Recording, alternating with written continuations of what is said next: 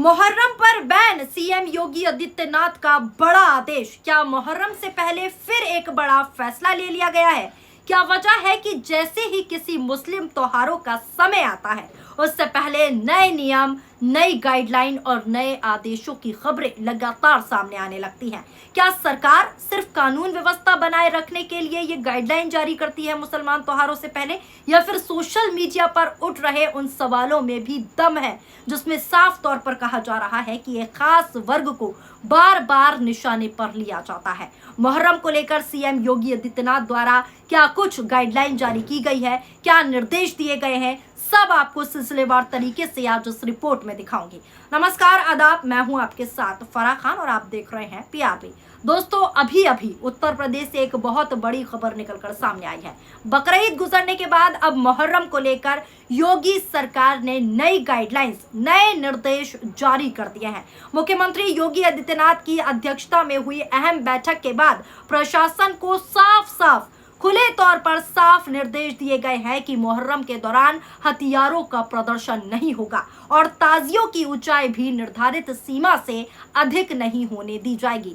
अब जरा हेडलाइन देखिए, उसके बाद आप भी समझ जाएंगे कि क्या कुछ मुहर्रम से पहले गाइडलाइन जारी हुई है। यूपी, मुहर्रम में हथियार प्रदर्शन और डीजे पर रोक। सीएम योगी बोले ये मातम का अवसर, ताकत दिखाने का नहीं। अब दूसरा हेडलाइन देखिए जो स्क्रीन पर मैं आपको दिखा रही हूँ। उत्तर प्रदेश में मुहर्रम के जुलूस को लेकर योगी सरकार सख्त, हथियारों के प्रदर्शन और कान फोड़ू डीजे पर रोक।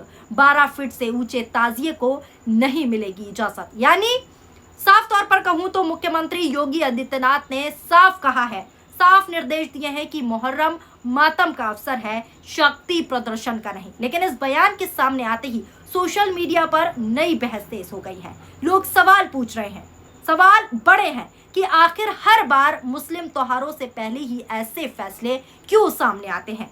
क्या ये सिर्फ प्रशासनिक तैयारी है या इसके पीछे कोई राजनीतिक संदेश भी छुपा हुआ है? ये सवाल सोशल मीडिया पर साफ तौर पर उठ रहे हैं। कुछ लोग कह रहे हैं कि सरकार शांति और सुरक्षा बनाए रखने के लिए ये कदम उठा रही है, इसीलिए ये निर्देश जो है जारी किए गए हैं। जबकि दूसरी तरफ कुछ लोगों का सीधा और बड़ा आरोप है कि जानबूझकर ऐसे फैसले ऐसे समय पर किए जाते हैं जिससे माहौल में पूरी तरीके से बहस पैदा हो जाए और विवाद हो जाए। अब जरा इस रिपोर्ट को ध्यान से देख लीजिए। उत्तर प्रदेश के मुख्यमंत्री योगी आदित्यनाथ ने आगामी मुहर्रम को लेकर कड़े निर्देश जारी किए हैं। उन्होंने साफ तौर पर कहा है कि ये मातम का अवसर है, शक्ति प्रदर्शन का नहीं। मुहर्रम के दौरान किसी भी प्रकार के अस्त्र शस्त्र प्रदर्शन, नई परंपरा की शुरुआत तथा कान फोड़ू डीजे, ढोल ताशों की अनियंत्रण प्रयोग की अनुमति नहीं दी जाएगी। इसी के साथ साथ आपको बता दूं, योगी आदित्यनाथ ने कहा है कि शांति भंग करने वालों के खिलाफ कड़ी कार्रवाई की जाएगी। वीडियो कॉन्फ्रेंसिंग के माध्यम से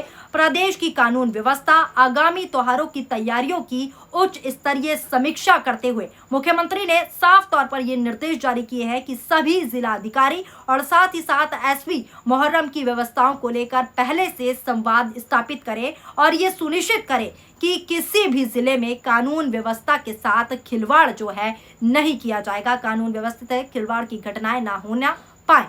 पूर्व की घटनाओं का उल्लेख भी किया और पूर्व की घटनाओं का उल्लेख करते हुए सीएम योगी ने निर्देश दिए हैं कि कान फोड़ू डीजे, ढोल एवं ताशों के अनियंत्रण उपयोग पर प्रभावी नियंत्रण रखा जाए। उन्होंने कहा कि मुहर्रम के जुलूसों में किसी प्रकार का अस्त्र शस्त्र का प्रदर्शन नहीं होना चाहिए। इसी के साथ साथ मैं आपको बता दूं, किसी भी प्रकार की दुर्घटना से बचाव के लिए ताजिए की ऊंचाई निर्धारित भी कर दी गई है। जी हाँ, ताजिए की ऊंचाई पर भी आपको मैं बता दूं बैन लगा दिया गया है और निर्धारित कर दी गई है। मुख्यमंत्री ने कहा कि 10 से 12 फीट से अधिक ऊंची ताजिए की अनुमति नहीं दी जाएगी। यानी 10 से 12 फीट ही ताजिया होना चाहिए। अगर 12 फीट से ऊपर हुआ तो सख्त से सख्त कार्रवाई की जाएगी। ये निर्देश जो है योगी आदित्यनाथ ने साफ तौर पर जारी कर दिए हैं। मुहर्रम से पहले ये नई गाइडलाइन मुसलमानों के लिए जारी हो चुकी है। अब इस पूरे मामले के बाद सोशल मीडिया पर भी कई सवाल उठाए जा रहे हैं। लोग सीधे तौर पर मुखर होकर पूछ रहे हैं कि आखिर ऐसी सख्त गाइडलाइंस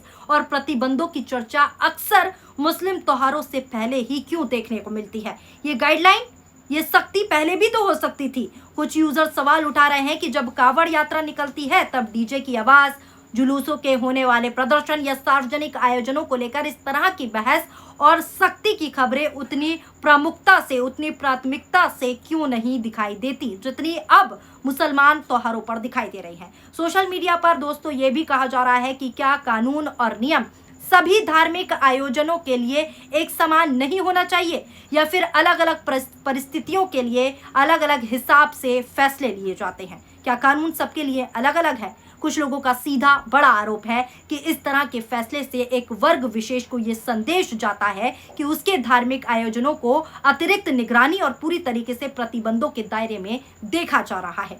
क्या ये उकसाने की राजनीति नहीं है? लोग सवाल कर रहे हैं। वहीं सरकार के समर्थक कह रहे हैं कि इन निर्देशों का मकसद केवल और केवल शांति, सुरक्षा और कानून व्यवस्था बनाए रखना है। इसका किसी धर्म विशेष से कोई संबंध नहीं है। दोनों तरह के लोग हैं सोशल मीडिया पर जो अपनी अपनी प्रतिक्रिया दे रहे हैं। इसी बीच एक और सवाल तेजी से चर्चा में है। सवाल है कि क्या सरकार सिर्फ प्रशासनिक जिम्मेदारी निभा रही है या फिर विपक्ष के आरोपों के मुताबिक धार्मिक और राजनीतिक मुद्दों को चुनावी नजरिए से भी देखा जा रहा है, क्योंकि इस गाइडलाइन के बाद विपक्ष सवाल उठा रहा है कि धर्म की राजनीति हो रही है। हालांकि इन सवालों पर अलग अलग राय है, लेकिन इतना जरूर है कि मुहर्रम को लेकर जारी हुई इन गाइडलाइंस ने पूरे सोशल मीडिया पर एक नई बहस को जन्म दे दिया है, एक नई बहस छेड़ दी है, जहां लोग कानून के समान अनुपालन, धार्मिक स्वतंत्रता और प्रशासनिक निष्पक्षता को लेकर अपनी अपनी बातें रख रहे हैं, अपने अपने सवाल पूछ रहे हैं। फिलहाल दोस्तों मुहर्रम को लेकर जारी हुई इन नई गाइडलाइंस के बाद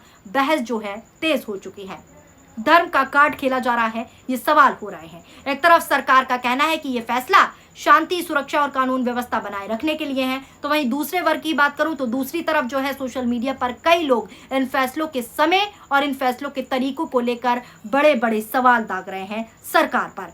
अब देखना यह होगा कि आने वाले दिनों में सरकार इन सवालों का क्या जवाब देती है और मुहर्रम के दौरान ये निर्देश किस तरह लागू किए जाते हैं। जिस तरीके से अभी गाइडलाइन जारी की गई है उस पर लोग सिर्फ ये कह रहे हैं कि ये कानूनी कदम कानूनी व्यवस्था बनाए रखने के लिए नहीं है, बल्कि सीधा सीधा हिंदू मुस्लिम की राजनीति की जा रही है। एक धर्म के लोगों को उकसाने की कोशिश की जा रही है कि उनको उकसाया जाए ताकि वे उग्र होकर सड़कों पर आ जाएं और बाद में उन्हें तमाम तरह के नाम दे दिए जाएं और कह दिया जाए कि यही वो लोग हैं जो दंगा फैलाते हैं। ये प्रतिक्रियाएं सोशल मीडिया पर चल रही हैं, लेकिन वहीं दूसरी तरफ जो सरकार का समर्थक करते हैं वो कहते हैं कि शांति व्यवस्था बनाए रखने के लिए ये गाइडलाइन जारी हुई हैं। और अगर ये गाइडलाइन जारी हुई हैं तो वहीं सोशल मीडिया पर कुछ लोग कह रहे हैं कि ये सिर्फ मुसलमानों के त्योहार के लिए ही क्यों गाइडलाइन जारी की जाती है। डीजे की आवाज़ तो कावड़ यात्रा जब निकलती है तब भी बहुत तेजी से बजती है, तो उस पर भी क्यों प्रतिबंध नहीं लगाया जाता? आखिर क्यों मुहर्रम से पहले ही ऐसी गाइडलाइन जारी की गई? ये तमाम तरह के सवाल सोशल मीडिया के इर्द गिर्द घूमते हुए नजर आ रहे हैं। फिलहाल दोस्तों आपको क्या लगता है कि क्या जिस तरीके से सोशल मीडिया पर चर्चा चल रही है, जिस तरीके से सोशल मीडिया पर सवाल उठ रहे हैं कि मुसलमानों का त्योहार है, उनको टारगेट किया जा रहा है, एक विशेष वर्ग के लोगों को उकसाने की कोशिश की जा रही है कि इस तरह की गाइडलाइन जारी करेंगे तो वो उकस जाएंगे, वो उग्र हो जाएंगे और तमाम तरह के सड़कों पर आकर प्रदर्शन करने लगेंगे और फिर उनको साफ तौर पर उग्रवादियों, आतंकवादियों इस तरीके से गोदी मीडिया हमारी न्यूज़ चैनल पर चलाएगी? क्या ये इसलिए किया जा रहा है क्योंकि सोशल मीडिया पर इस तरीके की प्रतिक्रियाएं चल रही है, या फिर वाकई में कानून व्यवस्था के लिए किया जा रहा है? आपकी राय हमारे लिए बेहद ज़रूरी है। बकरीद पे भी गाइडलाइन जारी की गई, लेकिन उस गाइडलाइन का पूरा सम्मान करते हुए मुसलमानों के साथ साथ हिंदुओं ने भी पूरा साथ दिया, क्योंकि हर वक्त हर त्योहार पर, चाहे वो हिंदू का त्योहार हो, चाहे मुसलमान का हो, या सिख का हो या ईसाई का हो, जनता दिखा देती है कि आप कितनी भी धर्म की राजनीति कर ले, आप कूटनीति अपना ले, आप धर्म की राजनीति कर ले, लेकिन जो एक्चुअल में भारत है वो हिंदू मुस्लिम एकता के साथ चलता है। और यहाँ पर इस देश में सभी हिंदू मुस्लिम सिख ईसाई भाईचारे के साथ त्योहार मनाते हैं और पूरी गाइडलाइंस को फॉलो करते हैं ताकि किसी दूसरे धर्म के लोगों को शिकायतों का मौका नहीं मिले। लेकिन फिलहाल जिस तरीके से चर्चाएं चल रही हैं कि सरकार ऐसी गाइडलाइन इसलिए जारी करती है ताकि लोगों में पूरी तरीके से ये पैदा कर दिया जाए कि हम धर्म की राजनीति कर रहे हैं, हम एक धर्म के लिए अच्छा चल रहे हैं और दूसरे धर्म को हम उकसा रहे हैं। तो क्या ये वाकई में ऐसा हो रहा है कि उकसाने के लिए एक विशेष वर्ग को ये सब गाइडलाइन जारी कर दी जाती हैं? आपको क्या लगता है? अपनी राय कमेंट के जरिए जरूर बताएं। वीडियो पसंद आई हो तो वीडियो को लाइक कीजिए और हमारे चैनल PRB को सब्सक्राइब करना ना भूलें। शुक्रिया, धन्यवाद, नमस्कार, जय हिंद, जय भारत।